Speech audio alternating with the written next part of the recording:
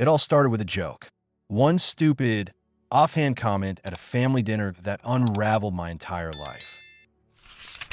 My name is Alex. I'm 26 years old, and I was engaged to the love of my life, Olivia. We had been together since high school, survived 4 years of long distance through college, and finally built a life together in her city. I started a business, she became a pediatric nurse, and after saving up, I proposed. We had been happily engaged for almost 2 years, planning a simple wedding for next year. Our future was a perfect, clear picture. And then, last week, I decided to be funny. We were at my parents' house, celebrating their anniversary. The whole family was there. My mom and dad, my younger sister Kate, my older brother Jake, and his pregnant wife, Rachel. My dad, the notorious joker, teased Olivia and me about our long engagement, asking if we were ever actually going to get married. I laughed, slightly buzzed on wine, and shrugged. I said, it's a lot of hassle. Maybe we should just call the whole thing off and save ourselves the headache. It was a dumb, harmless joke. At least I thought it was. But Olivia didn't laugh. Her smile vanished. Her eyes welled up with tears, and before I could even process what was happening, she was crying. I was mortified. I immediately apologized, tried to explain it was just a bad joke, that I couldn't wait to marry her. But the damage was done. She was deeply hurt. She ran to the bathroom and wouldn't come out. My mom and sister wanted to talk to her, and they told me she needed space, that she would stay the night at their place, and that I should go home. I left feeling like the biggest jerk on the planet. I drove home alone, sent Olivia a long, heartfelt apology text, and went to bed, utterly convinced that we would work it out in the morning. She loved me. I loved her. This was just a stupid misunderstanding. Oh, how wrong I was. That joke was merely the first domino to fall in a chain reaction of chaos. Because while I was sleeping, oblivious and guilty, my older brother Jake saw my mistake not as a blunder, but as an opportunity. An opportunity he had been waiting for, secretly, for years. I woke up late the next morning to a dead phone, having forgotten to charge it in my guilt-ridden haze.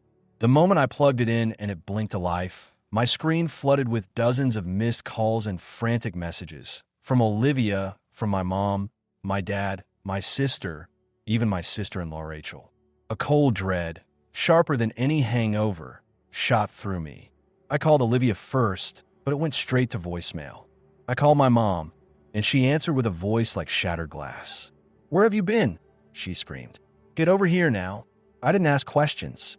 I drove to my parents' house faster than I ever had, my mind racing with terrifying, nonsensical scenarios. Had Olivia been in an accident? Was someone hurt? As I pulled into the driveway, I could hear the shouting from inside the house. That's when I knew this wasn't about my joke anymore. Something much, much worse had happened. I walked into a war zone. My mom was hysterical, my sister was pale, my dad looked lost, and Olivia looked utterly destroyed. And my brother Jake and his wife Rachel were nowhere to be seen. My sister saw me first and just said, "Ask your fiancé." The way she said fiancé was like a curse. Olivia asked to talk in private, and we went to my old childhood room. She was trembling, and then she told me a story that made my world tilt off its axis. Early that morning, she had heard a knock at the door. It was Jake. He said he needed to talk to her about something important. They went for a walk around the block, and there, under the gray morning sky, my brother unloaded a bomb he'd been carrying for a decade. He told her he'd been in love with her for years, that he'd been waiting, hoping Olivia and I would break up so he could finally ask her out. He said he only settled for Rachel because we got engaged. He told my fiancée, the love of my life, that she deserved better than a guy who would joke about canceling their wedding, that he would never make her wait, that he would leave his pregnant wife in a heartbeat if Olivia would just give him a chance. He even suggested they run away together. Olivia, of course, was horrified. She told him he was a monster and stormed back to the house, intending to grab her things and come straight to me. But it was too late. When she walked back in, she was met by Rachel, Jake's wife, who was sobbing in my mother's arms. Rachel had woken up to an empty apartment and a note from Jake saying he was leaving her because Olivia might be his only chance at true happiness.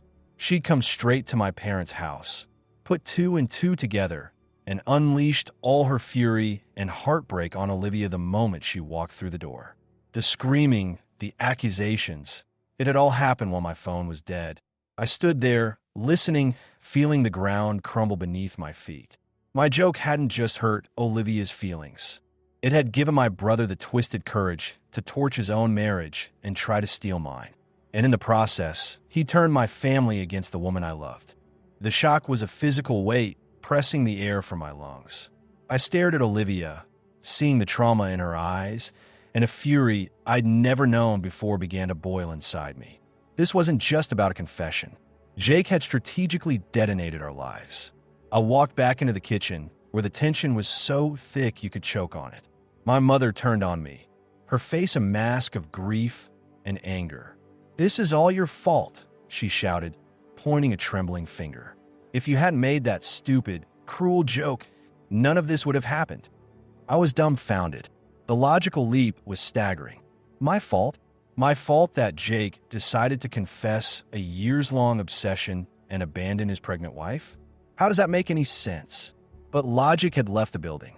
My sister, Kate, chimed in, her voice cold. Jake wouldn't just do this out of nowhere. Olivia must have been giving him signals. She must have been complaining to him about you, about the engagement. I looked at Olivia, who was shaking her head in silent, devastated denial. I knew, with every fiber of my being, that was a lie. This was the girl I'd grown up with, my best friend, my partner. She was loyal to a fault. The real monster was the one who'd written a cowardly note and fled. I defended her fiercely. I told my mother she owed Olivia a massive apology for the vile things Rachel had screamed at her and for their own suspicions. That only made things worse. My mother spat back that Olivia had seduced her son and torn this family apart. She said Rachel would never let any of us near her baby now, and it was because of us, me and Olivia. They were choosing the narrative that painted my brother as a victim of temptation, not as the architect of this disaster. It was cowardice, plain and simple. Easier to blame the outsider than to face the ugly truth about their own son. In a final, breathtaking act of betrayal, my mother and sister told me to leave, to get out of their house and not come back. They said our family was broken because of us. I was seething, heartbroken, and disgusted. I took Olivia's hand. It was ice cold, and we left. We drove home in a heavy, suffocating silence. The people who had known her since she was a little girl, who had welcomed her as a daughter, had just exiled her for a crime she didn't commit. And they had exiled me alongside her. For days, we lived in a fog of despair. I tried calling, texting, but was met with radio silence from my mom and sister. Only my father answered, his voice heavy with helpless sadness. He was trying to keep the peace, he said, which apparently meant siding with the hysterics. He told me to give it time, that my mom was devastated at the thought of losing access to her first grandchild. Meanwhile, Jake had vanished. No one knew where he was. He wasn't answering anyone's calls, hiding from the mess he'd created. Olivia was drowning in guilt, believing she was the reason I'd lost my family. I held her, reassured her, but a dark, bitter seed was taking root in my own heart. This wasn't over, not even close. Then, the first update came. Out of the blue, Jake slithered back. He went crawling back to Rachel, begging for forgiveness. And his excuse? The oldest, lamest trick in a book. He claimed it was all Olivia's fault, that she'd been sending him signals for years, and that seeing her so hurt by my joke had made him temporarily insane.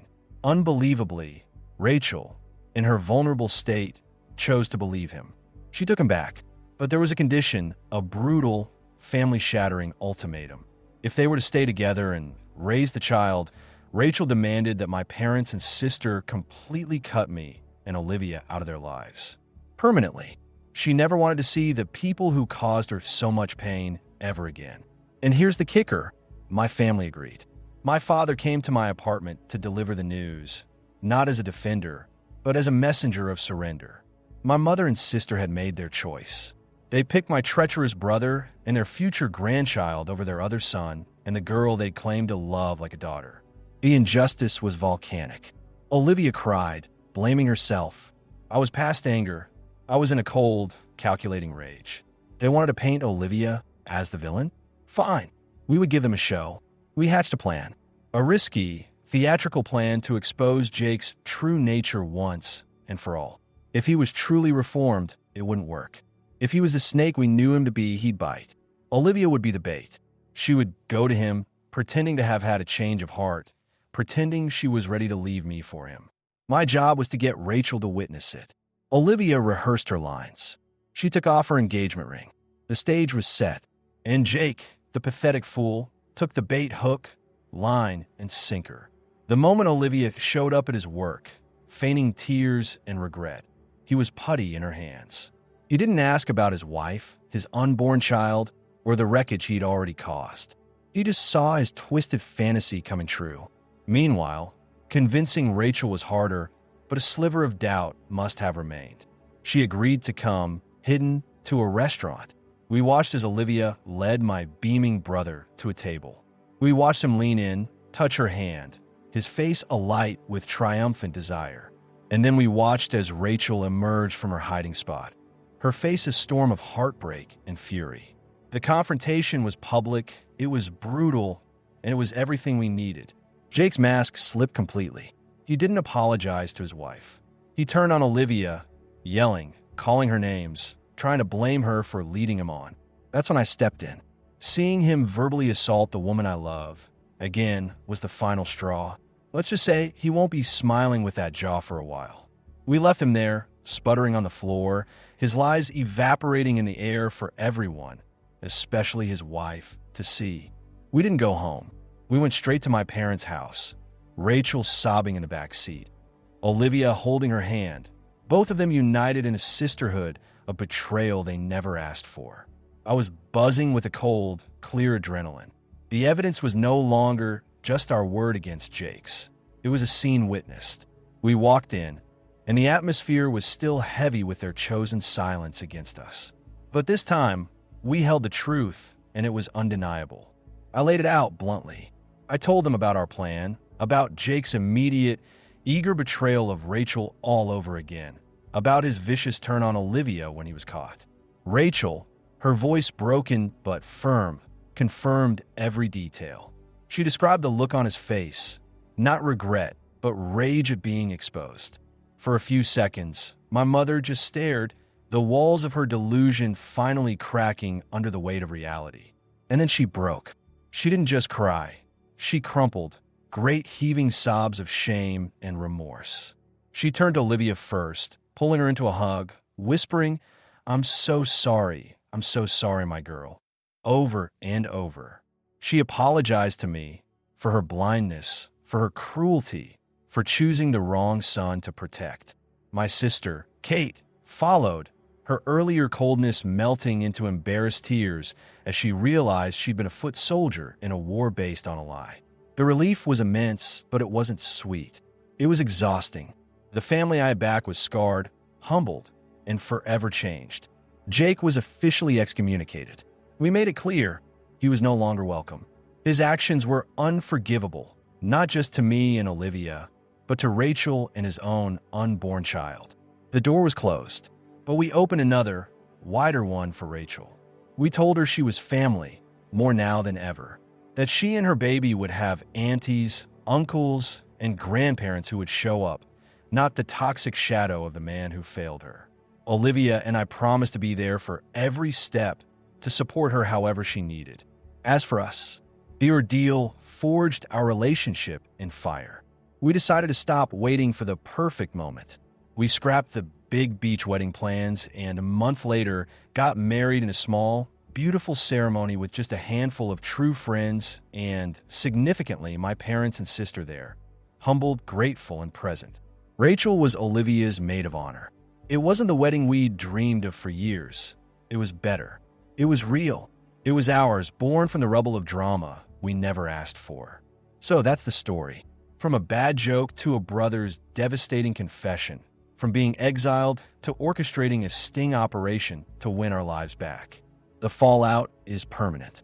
Jake is out there somewhere, facing the consequences of his own pathetic choices.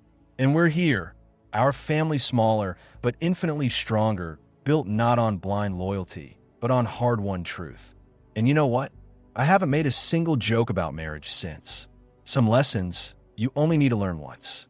Thanks so much for watching. If you found this story crazy or shocking, drop a comment below with your thoughts. I'd love to hear what you think. Don't forget to like the video and subscribe for more unbelievable storytime content.